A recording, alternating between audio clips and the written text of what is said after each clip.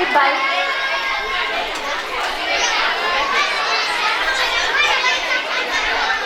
મેડમને gift આપ.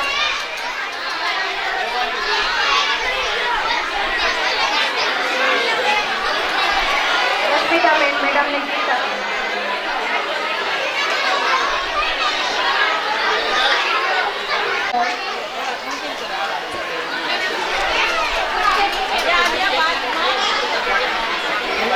હવે અલાસ મલાનાનું કરશું. બધી છોકરીઓ ઊભી થઈ જશે. બધા મળીને મેડમને સાથે ગિફ્ટ આપશું.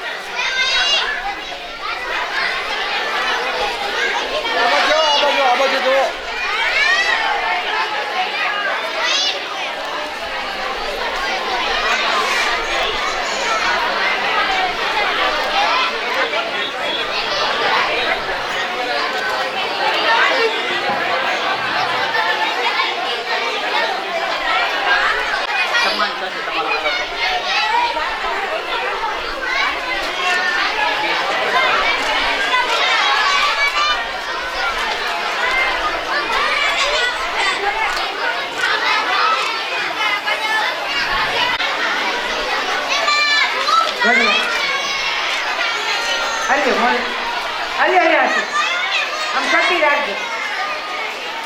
હવે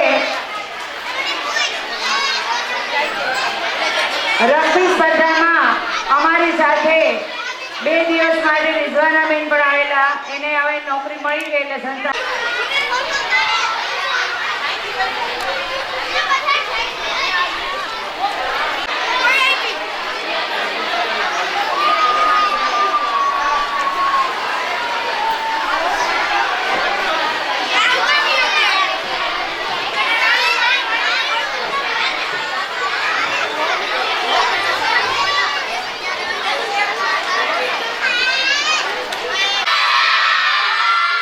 अस्सलामुअलैकुम. કાઠિયાવાડી એકેડેમી ટ્રસ્ટના ટ્રસ્ટી શ્રી સાહેબ શ્રી યુનુસભાઈ, શાળાના પ્રિન્સિપાલ, શાળાના શિક્ષક ભાઈઓ બહેનો, મૌલાના સાહેબ, મારા પરમ મિત્ર આસિફભાઈ, તેમજ મારી સાથે આવેલા મારા સેવાના સાથીદાર રાજુભાઈ મિલન, ધર્મેન્દ્રભાઈ જોશી, મુસ્તુફાભાઈ અને સાહિલભાઈ. બહુ ખુશી થઈ જ્યારે નાના નાના બાળકો સ્ટેજ ઉપર પરફોર્મ કરતા હોય અને સરસ નાની દીકરીઓ, નાની નાની ઢીંગલીઓ બધી. આ બધા છોકરાઓ માટે તાળી પડવી જોઈએ. પહેલા તો કેવું સરસ નાનું પરફોર્મ કર્યું નાના નાના બાળકોએ. જોકે મને બહુ આવવામાં થોડું મોડું થયું, પણ જ્યારે હું આવ્યો ને જ્યારે દીકરીઓ સરસ મજાનો સામાજિક જે સમસ્યા છે આપણી દહેજ માટેનું જે નાટક રજૂ કર્યું એ અમે જ્યારે સાંભળ્યું, સામે બેસીને જોયું, બહુ ખુશી થઈ. જેટલી દીકરીઓ આગળ છે ને એટલા દીકરાઓ પણ ભણવામાં આગળ હોવા જોઈએ. અને આ બેઠા છે બધા, જો બધા દીકરો અને દીકરી બંને એક સમાન હોય, પણ જ્યારે દીકરીઓ વધારે દેખાય છે ને ત્યારે દીકરીઓ માટે ખાલી એટલું જ કહીશ કે દીકરો કદાચ દવા છે ને તો દીકરી દુઆ છે. દીકરો કદાચ દવા છે તો દીકરી દુઆ છે. દીકરો એના મમ્મી પપ્પાને ખૂબ સારી હોસ્પિટલમાં સારી ટ્રીટમેન્ટ અપાવતો હોય, પણ દીકરી 400-500 કિલો દૂર જ્યાં સાસરે હોય ને ત્યાંથી દુઆ કરતી હોય કે હે મારા મોલા, હે મારા અલ્લાહ, તું મારા મા બાપને સલામત રાખજે. આ બધી દીકરીઓ માટે તાળી પડવી જોઈએ. અત્યારના સમયની અંદર બધા બેસી જશો તો મજા આવશે. છોકરો તમારા માટે જ વાત કરું છું, જો સાંભળશો બધા? હા, સરસ.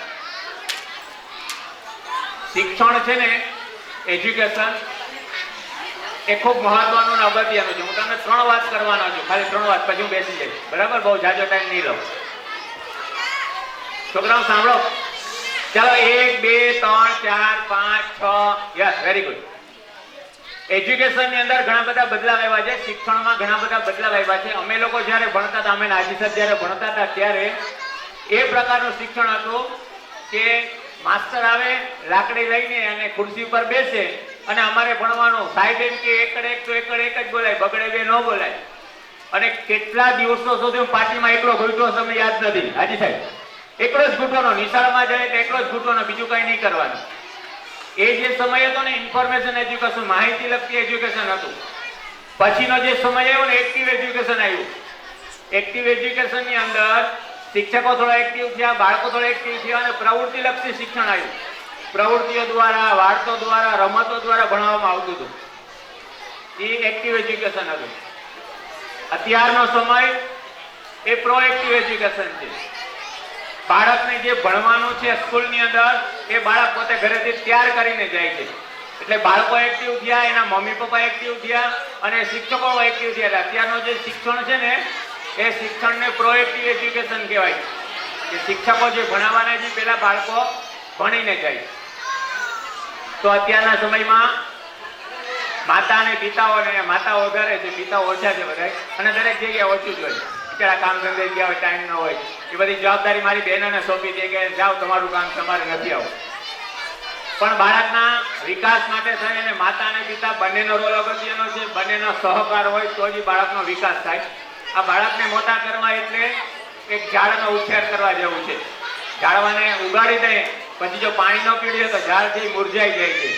એવી રીતે બાળકોના ઉછેરમાં મમ્મી અને પપ્પા બંનેનો પ્રેમ જોઈએ અને એનો સહકાર પણ જોઈએ તો જ બાળકો છે શિક્ષણમાં આગળ વધી શકે. આજે આટલી જ વાત, બીજી વાર જ્યારે સ્કૂલમાં વ્યવસ્થિત આયોજન હશે ત્યારે મળીશ.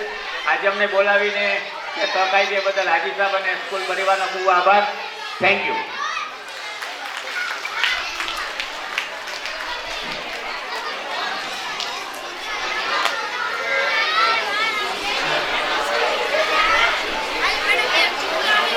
સલામ વાલેકુમ બધાને.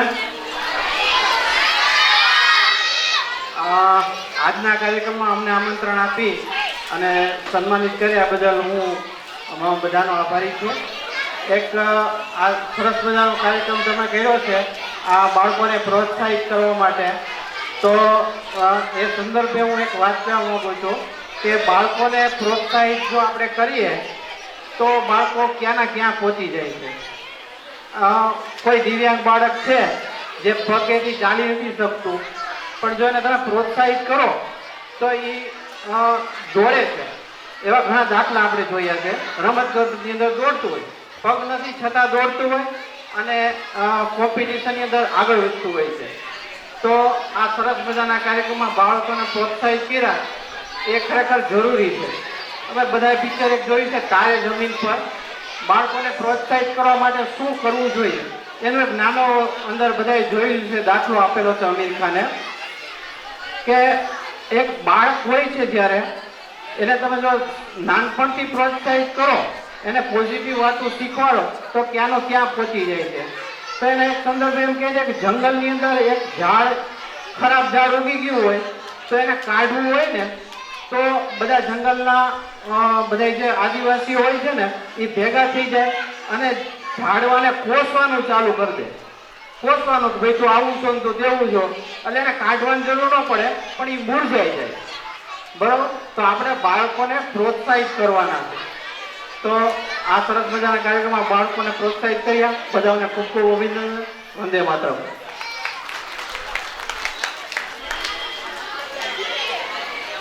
એને સ્કૂલમાં ઇન્વાઇટ કરીએ છીએ કે એકવાર સ્કૂલમાં આવો, વેકેશન ખુલે પછી અમારા બાળકોને માર્ગદર્શન આપો. અત્યારે સેરેન એન્ડ કેર સંસ્થા તરફથી દરેક કૃતિમાં 1100 રૂપિયા એના તરફથી આપણને ભેટ મળે છે. તાલીઓથી વધારીએ અને અમારા બાળકોને હજી પ્રોત્સાહિત કરો એટલે સંસ્થા તરફથી તમને આમંત્રણ આપીએ છીએ. Thank you sir.